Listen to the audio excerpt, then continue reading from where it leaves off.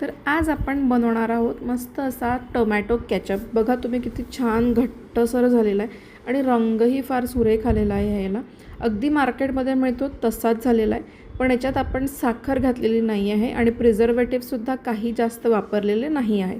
एकदम सिंपल आणि जास्त दिवस टिकणारा असा हा सॉस असणार आहे. त्याआधी चॅनलवर नवीन असाल तर सबस्क्राईब नक्की करून घ्या आणि व्हिडिओ पूर्ण बघून लाईक नक्की करा.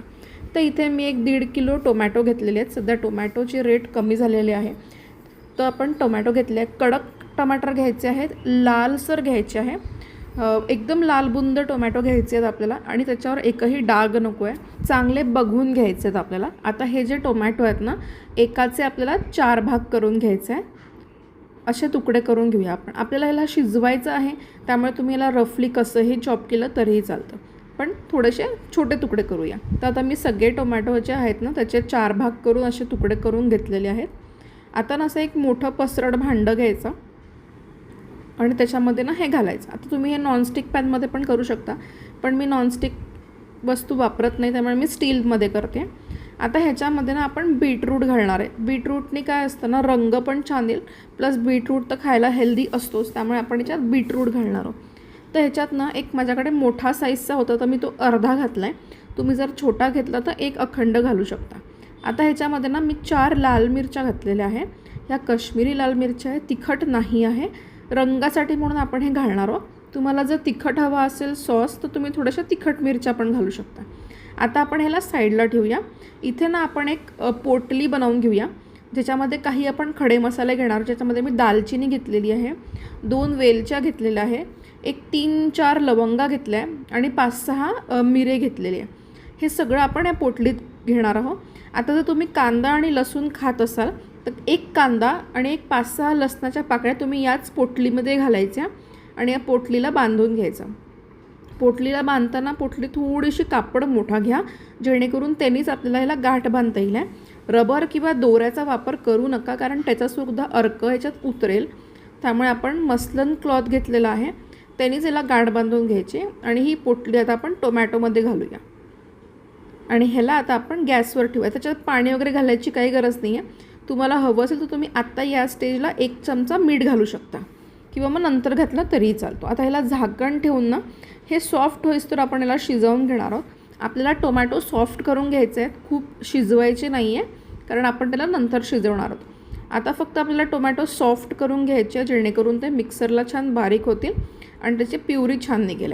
आता ही पोटली आपण काढून घेऊया, गॅस करूया बंद आणि आता ह्याला ना आपण पूर्ण गार करून घेऊया, जेणेकरून ह्याला आपण मिक्सरमध्ये बारीक करू शकतो. आणि हे झालेलं आहे, एवढ्याच कन्सिस्टन्सीमध्ये आपल्याला हे ठेवायचं आहे. आता बघा हे आपलं गार झालं आहे. आता हे ना आपण एका मिक्सर बाउलमध्ये काढून घेऊया आणि ह्याला फिरवून घेऊया, पण याच्यात पाणी घालायचं नाही, पाणी न घालता करायचं आहे. टोमॅटोचं जे पाणी सुटलं आहे ना त्याचमध्ये आपल्याला हे करायचं आहे. तर आता आपण ह्याच्यात घालूया आणि ह्याला आपण बारीक करून घेऊया. पाणी न घालता बारीक करायचं आहे. आता हे बारीक झालं आहे, तर मी अर्ध बारीक केलं, कारण ते जास्त झालं तर होत नव्हतं, मग मी अर्ध केलं, अर्ध ठेवलं आहे. तर मी 2 पार्टमध्ये ते करणार. आता आपण ह्याला गाळून घेणार आहोत. चाळणी घेतली तर चाळणीत टाकून घ्यायचं आणि ह्याला गाळून घ्यायचं आहे.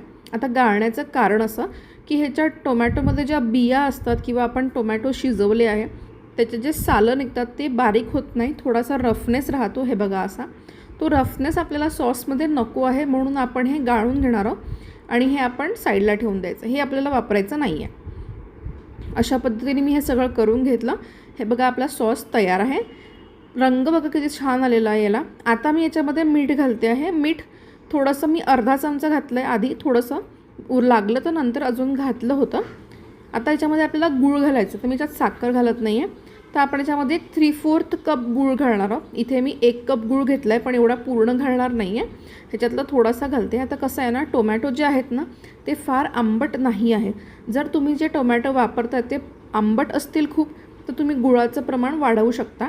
आणि जर टोमॅटो जास्त आंबट नसतील आणि तुम्हाला थोडासा टँगीनेस आवडत असेल तर गुळाचं प्रमाण तुम्ही कमी करू शकता. मी एक अंदाजे तुम्हाला 3/4 कप दिलेला आहे. 3/4 कप याला पुरेसा होतो. आता जी ती पोटली केली होती ना आपण, ती पोटली आपण याच्यात परत घालायची आहे. त्याच्यातला फ्लेवर अजून एकदा आपण सगळा ह्या सॉसमध्ये उतरवून घेऊया छानपैकी. म्हणून आपण याच्यात परत पोटली घालायची आहे. आता ह्याला ना शक्य होईल तितकं झाकूनच शिजवा, कारण याचे शेंतोडे खूप उडतात. हे जसं जसं शिजायला येईल, घट्ट होईल ना, ह्याच्यामध्ये बबल्स येतील आणि ते खूप उडतात, अंगावर चटका बसू शकतो. त्यामुळे ह्याला झाकूनच शिजवा. हे बघा किती त्याचे बबल्स यायला लागले आणि ते असे वरती उडतात, आपल्या अंगावर सुद्धा, हातावर वगैरे पण येतात. त्यामुळे तेवढी काळजी तुम्ही घ्यायची आणि ह्याला झाकूनच शिजवायचं आहे. आता बघा आपली ही पोटली आपण काढून घेऊया.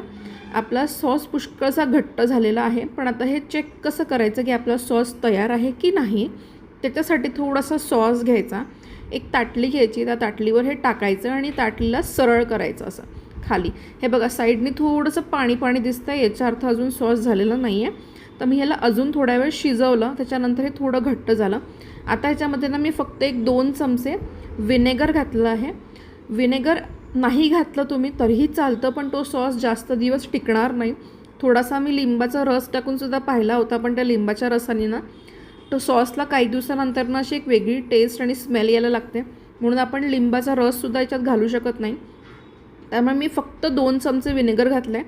खूप विनेगर घातलं नाही आहे, कारण जास्त विनेगरसुद्धा हेल्थसाठी चांगलं नाही आहे. पण ह्या सॉसला जर टिकवायचं असेल तर विनेगरशिवाय दुसरं ऑप्शन नाही आहे.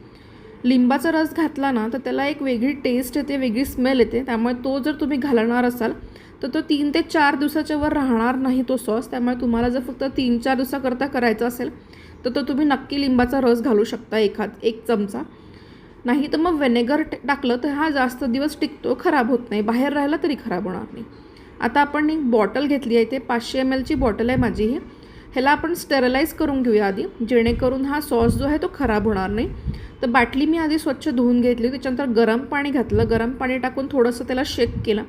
गरम पाणी लगेच फेकून दिलं आणि बाटली अशी उभी करून ठेवायची आणि हिला पूर्ण ड्राय करून घ्यायचं आहे आपल्याला. आतमध्ये जरासाही ओलसरपणा नको. हे बघा आपला सॉस थंड झाल्यानंतर बघा किती छान घट्टपणा आलेला आहे, याला रंगही सुंदर आलेला आहे आणि चवीलाही फार छान झालेला आहे. आता बघा ही बॉटल आपली तयार आहे, सुकली आहे, पूर्ण ड्राय झाली आहे. आता हे असं फेनल घ्यायचं आणि ह्याच्या थ्रू या बॉटलमध्ये आपण हा सॉस घालणार आहोत. सॉसमध्ये पाण्याचा अर्क नाही राहिला ना तर सॉस चांगला टिकतो, आणि जर त्यात पाण्याचा अर्क राहिला तर तो खराब होऊ शकतो. म्हणून त्याला चांगला आपल्याला शिजवून घ्यायचा. आणि आता हे आपण याच्यात घालू. हे बघा माझी ही एक बॉटल जी आहे ना 500 ml पूर्ण डच्च भरली आहे टोकापर्यंत, प्लस थोडासा सॉस साईडला उरला पण आहे, एखादं वाटी. तर एवढा त्यांनी बनतो. आता बघा हा सॉस बघा मी तुम्हाला दाखवते किती छान घट्ट झालेला आहे. मेन म्हणजे याला रंग बघा किती छान आला आहे आणि हेल्दीसुद्धा आहे, ज्यात आपण साखर घातलेली नाही आहे, व्हिनेगर पण खूप कमी घातलेलं आहे. तर बघा फक्त 20 रुपयामध्ये आपला घर बसल्या इतका छान सॉस बनला आहे, प्लस हेल्दी पण आहे. बाहेरपेक्षा तरी हेल्दीच आहे, कारण बाहेर भरपूर साखर आणि भरपूर केमिकल्स टाकून सॉस बनवला जातो. त्यामुळे नक्की तुम्ही ही रेसिपी ट्राय करून बघा. थँक्यू.